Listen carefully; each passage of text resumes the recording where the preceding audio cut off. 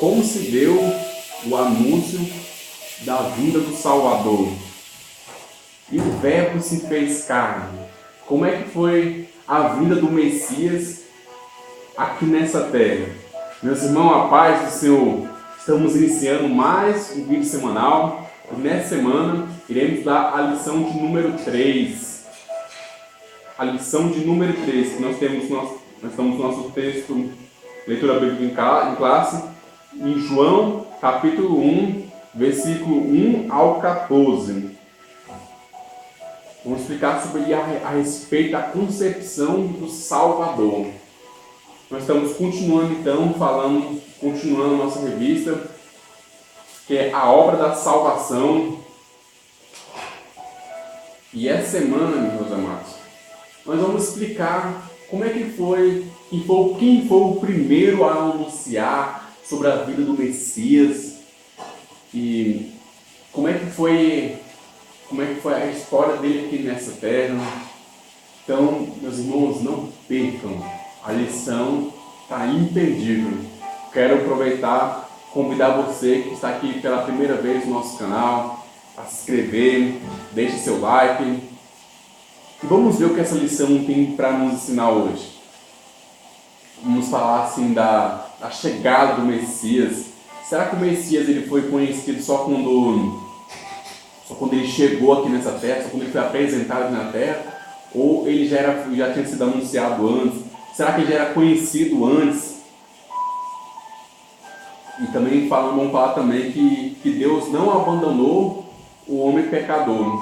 Mesmo quando o homem pecou, desobedecendo a ordem do Eterno, desobedecendo a ordem do Criador, Deus, pelo seu amor e misericórdia, ainda não desiste do homem. Deus ainda não abandonou o homem. Mesmo ele não abandonou o homem quando pecou e também quando estava pecando também, ele também não abandona o ser humano, o Adão, né? Como nós falamos na primeira lição, Adão, que significa humano. Deus não abandona o ser humano. Então, a vinda do Senhor já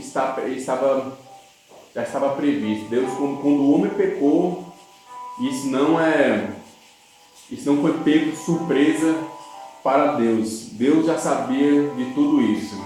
Então vamos ver como foi isso então. Ponto 1. O anúncio do nascimento do Salvador. O anúncio do nascimento do Salvador. Eu quero fazer uma pergunta uma pergunta de quem você sabe responder já. Tem que saber responder. Pergunta isso para a sua classe também. Quem foi o primeiro a anunciar a vinda do Messias? Quem foi o primeiro? O primeiro a anunciar a vinda do Messias foi em Gênesis 3, versículo 15.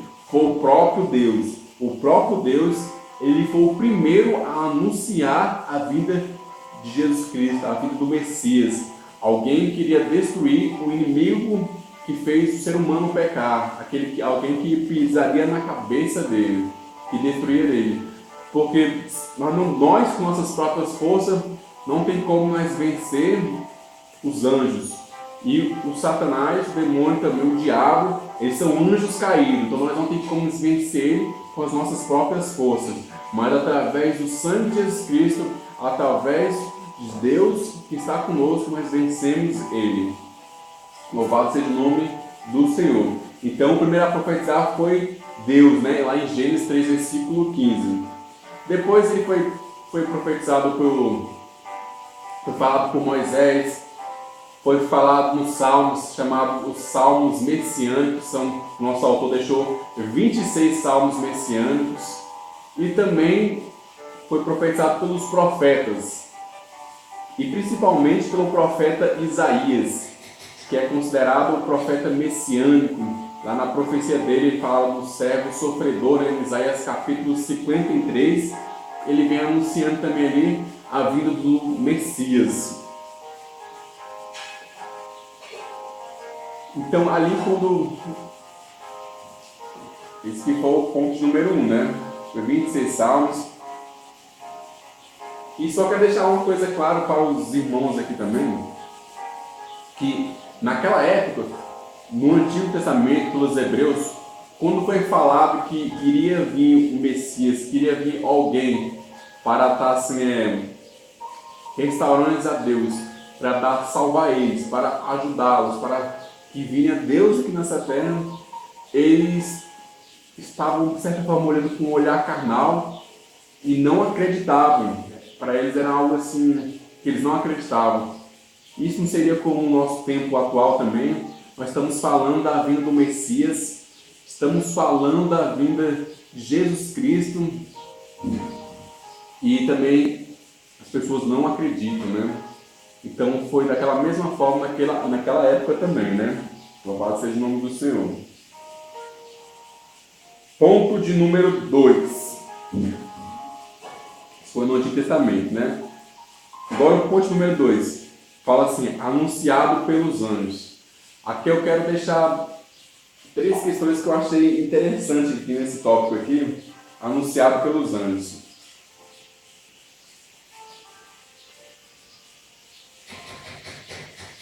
Eu quero salientar algumas ideias de que nessa parte foi, que fala assim que ele foi anunciado pelos anjos. Aqui o nosso autor deixou aqui que o anjo visitou lá Maria, né?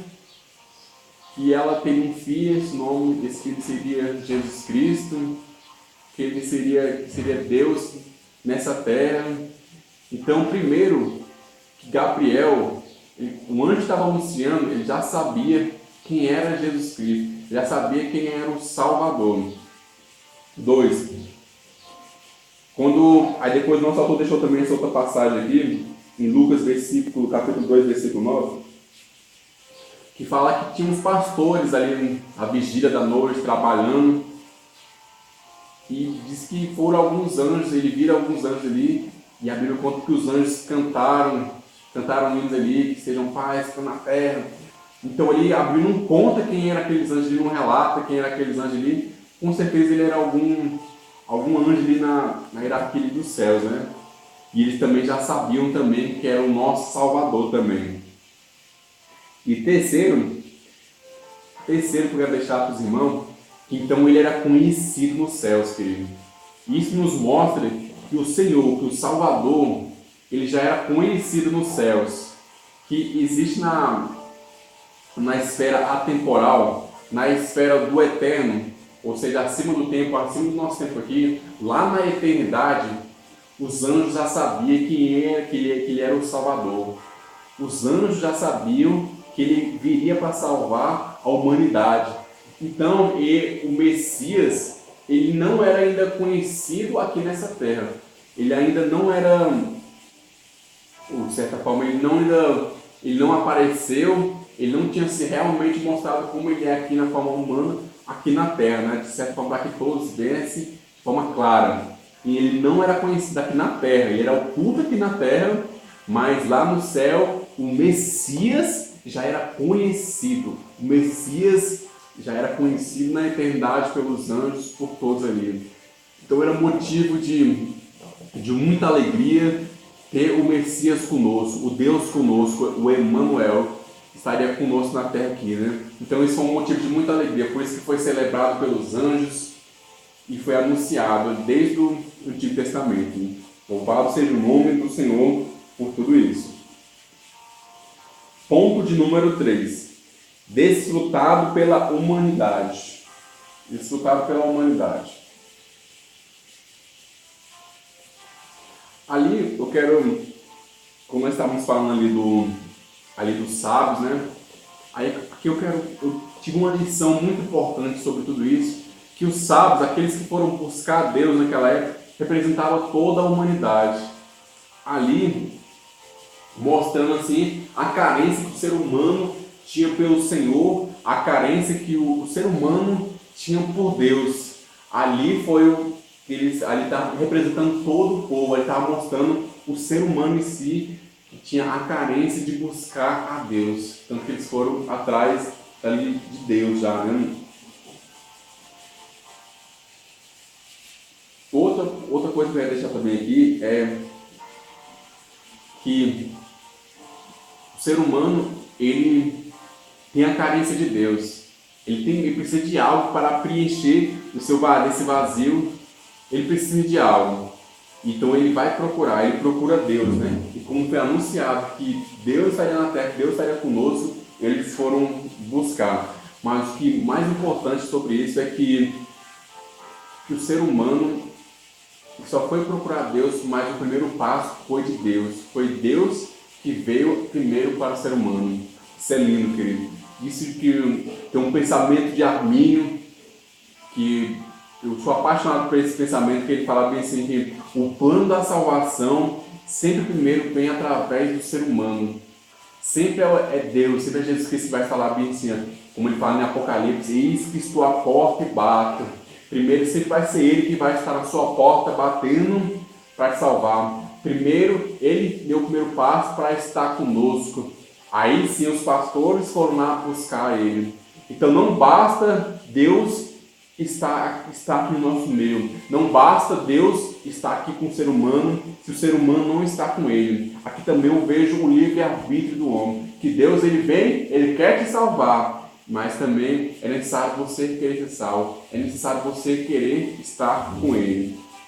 O primeiro passo vai ser do ser humano. Depois, quando a pessoa aceita, vai lá e vai continuar trabalhando na sua vida. Agora vamos ver aqui nós terminamos o tópico de número 1, né? Que foi dividido em 3 pontos. Agora o tópico de número 2. A concepção do Salvador. Ponto 1. Um plano concebido desde a fundação do mundo. Então, assim como nós já falamos, o eterno Deus não foi pego de surpresa. Já sabia que o homem ia pecar, mas mesmo assim ele não abandonou o ser humano. Por amor, ele ainda mesmo quando o ser humano estava em pecado, ele foi lá e ainda quis perseverar, ainda ele quis continuar querendo salvar, quis continuar a relacionar com o ser humano. Então, isso nos mostra que então que já está falando aqui, né, que o Senhor, ele desde a fundação do mundo, o Cordeiro já foi morto. Desde a fundação do mundo, ele já morreu por nós. Isso nos mostra que nada sai do controle dele. Tudo que acontece, ele está acima do tempo. E ele já sabe o que vai acontecer. Nada pode pegar assim Deus de surpresa. Não pode acontecer algo que você vai fazer que vai falar assim, não, isso vai surpreender a Deus. Não tem como. Deus já está acima de tudo isso e Deus sabe. Então, o que eu deixei aqui para os irmãos aqui é isso, né? Que dá a certeza que nada foge do controle dele. Tudo já estava no plano de Deus, em sua pré-ciência. Logo, a soberania de Deus está em fazer o projeto e não obrigá-lo a aceitá-lo. Confere depois em João capítulo 10, versículo 7 e 8. Eu gosto de imaginar essa pré-ciência de Deus como se fosse assim, né? Aqui em Brasília nós temos o metrô, em outros lugares tem o trem. Então aqui tem um metrô que sai aqui da primeira estação e ele vai até a estação da rodoviária. Então é como se fosse Deus, ele já sabe Deus já sabe o fim, de onde vai ser o fim. Agora, quem é que vai querer entrar nesse metrô? Quem é que vai querer entrar nesse metrô? Aí já é uma escolha, que é uma escolha da pessoa, né? Deus sempre vai ser o primeiro a te dar a passagem para você entrar. Deus vai ser sempre o primeiro a bater no seu coração, querendo permitir que ele entre. Deus sempre vai ser o primeiro a dar o passo para te salvar. Mas também é necessário você também aceitar. Aceite Jesus Cristo como seu único Salvador, que Ele está aqui para te salvar a sua vida, querido. Então esse aqui foi o tópico número 2.1. Ponto de número 2. O nascimento do Salvador. Ponto número 2. Então o nascimento do Salvador foi algo que dividiu os marcos antes e depois, né? Foi através de Jesus Cristo que agora marcou a humanidade. Agora é o antes e depois. E Jesus Cristo, o nascimento de Jesus Cristo ensina a humildade. Através do nascimento de Jesus Cristo, nós temos, assim, aprendemos a humildade, que ele nasceu em uma manjedoura. Ele mesmo com tudo que ele tinha ali, mesmo com toda aquela glória que ele tinha, mas ele foi nascer numa manjedoura, mostra assim, a humildade. E isso nos... Aí eu acho muito interessante ainda que ele não deixou de ser quem era, ele não deixou de ser Deus, né? Mas mesmo assim, ele não deixou tudo isso que ele tinha para subir para a cabeça dele. O nascimento de Jesus tem como seus propósitos mais simples promover a aproximação de Deus com o ser humano, ou seja, a salvação. Jesus Cristo veio para doar a sua vida, não para ser morto pelos seres humanos. Foi ele que se doou, ele se entregou. Assim como foi profetizado pelos profetas, em nenhum momento ele quis defender, em nenhum momento ele quis ser livre da morte, porque ele sabia que era necessário pagar esse preço pela humanidade. Ele veio para servir e não para ser servido. Ele veio para doar. Ele veio para doar e não para ter. Então, nós temos um exemplo muito forte com Jesus Cristo, né? Então, não importava onde que Jesus Cristo estava. Jesus Cristo não se importava onde que ele estava. Ele só se importava em fazer a vontade do Pai. Sempre ele falava que não seja feita a minha vontade, mas que seja feita a vontade do Pai. Até no Pai Nosso ele deixa bem claro: Pai nosso que sai do céu, seja feita a tua vontade, assim na terra como já é feito nos céus. Então, nós devemos sim ter o exemplo de Jesus Cristo, não importa onde nós estamos, mas se ali é a vontade de Deus em nossa vida, se ali é o plano de Deus que tem conosco, isso é o que nós temos que desejar no nosso coração, buscar a vontade do Eterno, buscar a vontade do Adonai na nossa vida. Louvado seja o nome do Senhor por isso, né? Ponto de número 3. Um roteiro divino de vida. Roteiro divino de vida.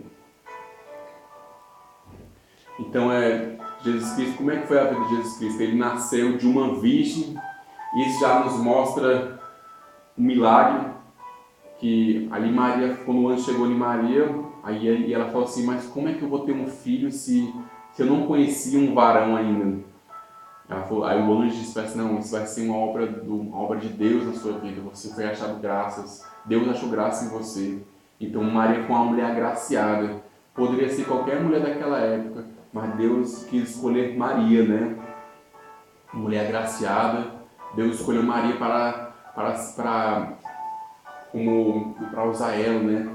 E para fazer a obra milagrosa ali de Deus na vida dela. Ele foi nascido de uma mulher virgem, e a Bíblia também fala que foi de uma origem pobre. Isso nos mostra também que ele veio assim, não só para um tipo de pessoa, mas ele veio para todos, ele veio para os pobres, para os ricos, que ele nos mostra que ele nasceu de uma origem pobre, né? Louvado seja o nome do Senhor. E ele teve todas as necessidades de um ser humano normal. As mesmas necessidades que eu tenho, Jesus Cristo também teve. Aqui nós terminamos o tópico de número 2, a concepção do Salvador, né? Agora, o tópico de número 3 e o último tópico também. O Verbo se fez carne e habitou entre nós. A encarnação do Verbo. A encarnação do Verbo. Ou seja, quando fala assim, e ele se fez carne, ou seja, ele assumiu a forma humana. Quando a João fala, né? João 1:1, e o Verbo se fez carne. Então ele assumiu a forma humana. Ele deixou tudo aquilo que ele tinha, tudo que ele tinha lá no céu, e assumiu a forma humana. E habitou entre nós, né?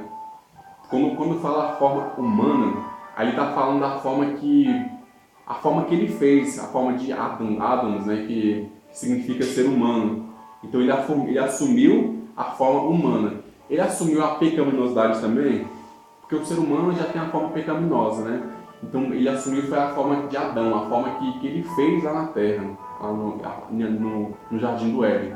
Foi essa forma que ele assumiu, mas ele o tempo todo ele estava confrontado com o que estava ao redor dele para que ele pecasse. Mas em nenhum momento o Messias pecou.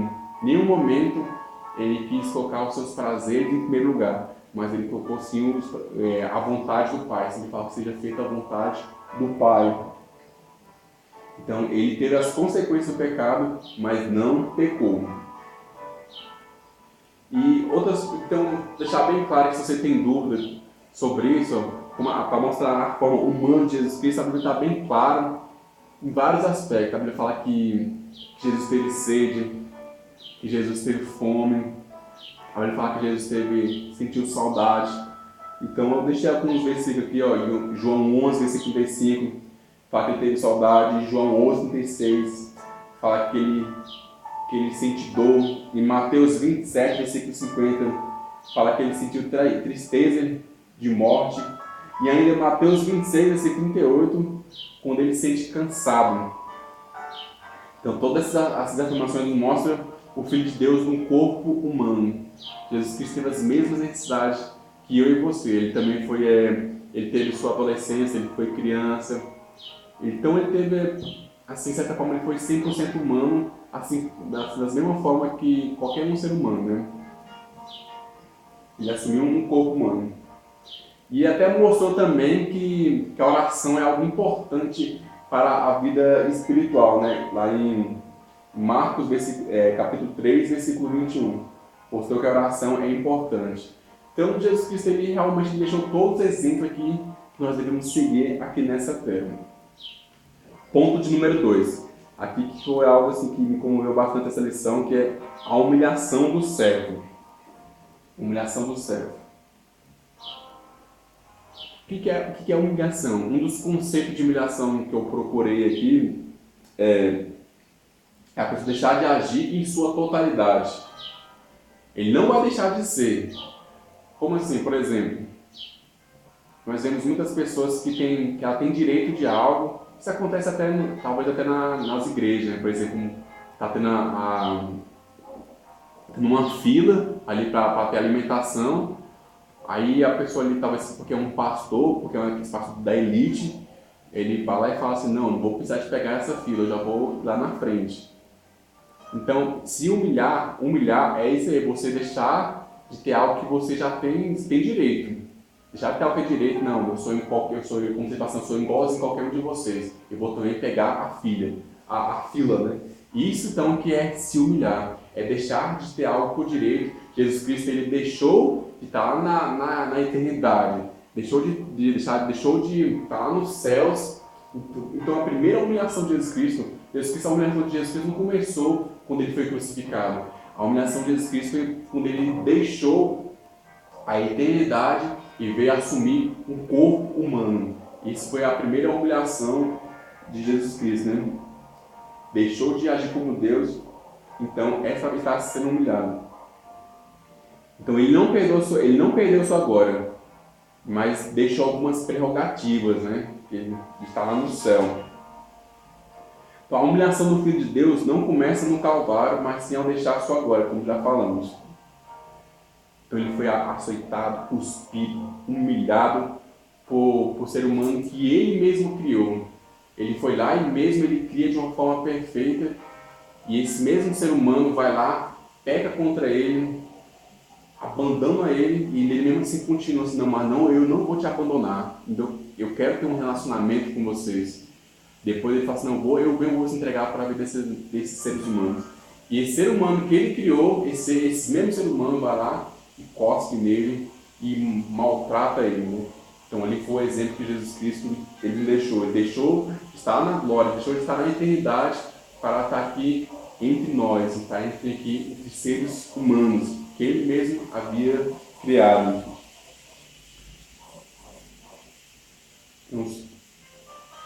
Ponto de número 3. Ponto de número 3. um exemplo a ser seguido.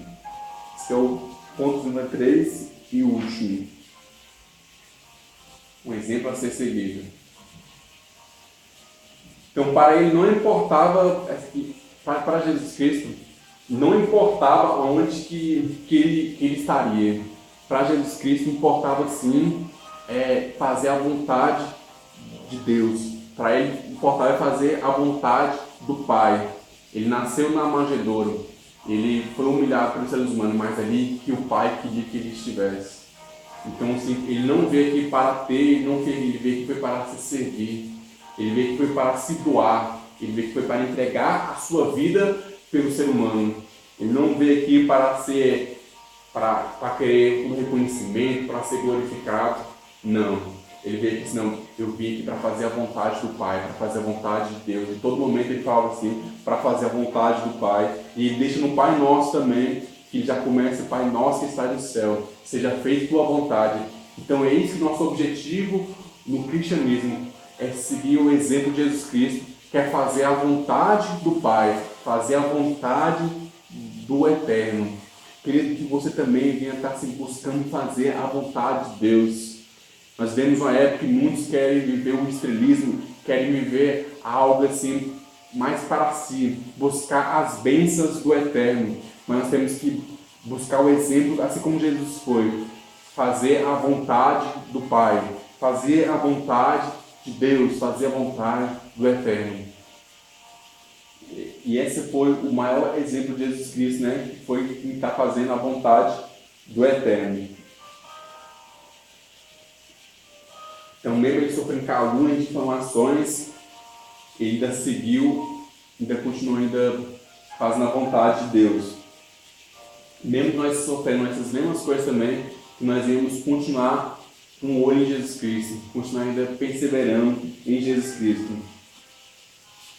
Porque nós temos também um sumo sacerdote, que assim como nós também, ele também sofreu nessa terra. Nós temos ele como exemplo. Então, querido, eu quero concluir essa aula já, dizendo que Deus, ele cumpre suas promessas. E ele cumpriu.